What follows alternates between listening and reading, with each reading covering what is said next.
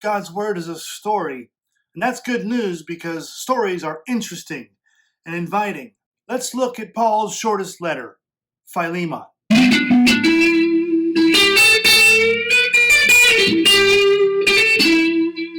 After traveling the Mediterranean world for about 10 years, Paul ends up in a Roman jail. From that jail, he wrote Ephesians, Philippians, Colossians, and Philemon. Philemon is Paul's shortest letter. Let's do the raw data on Philemon. Philemon was written between 60 and 62 AD. It was written from Paul's jail cell, as we said, in Rome, and its major theme is reconciliation. Here's the backstory on the book of Philemon. How can I convey this, Gary? No lasers. No, I can't draw well enough to do cartoons. What? Gary. Brilliant. Philemon is a wealthy man who lives in Colossae.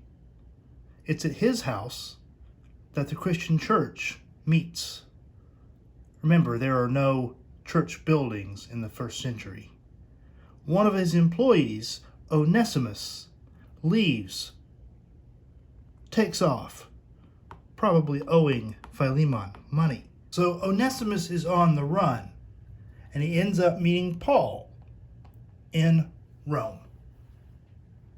Onesimus is then converted, becomes a follower of Christ in Rome. So Paul writes Philemon a letter that he sends back with Onesimus. The letter to Philemon is a letter about reconciliation.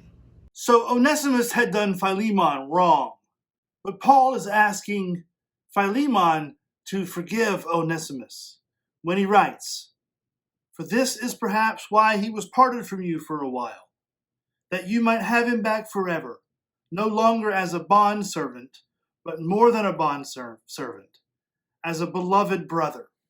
Paul then enters their dispute when he writes, "If he has wronged you at all, or owes you anything, charge that to my account. I, Paul, write this with my own hand. I will repay it." Paul does not just shrug it off or wash his hands of it. He enters the dispute and he hopes to enter the reconciliation. He becomes personally involved.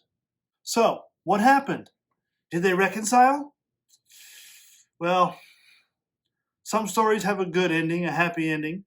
Some stories have a sad or open ending. This story, I'm afraid, has no ending at all. We don't know what happened. We don't know if Philemon and Onesimus ever reconciled.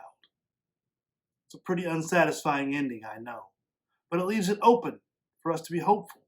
So what do we do with the Philemon story? Well, we reconcile as much as we can, as often as we can. But we have to keep in mind that even good-hearted, well-intentioned people have disputes and sometimes cannot reconcile. Even in the 21st century, not all of our stories can have endings that are satisfying.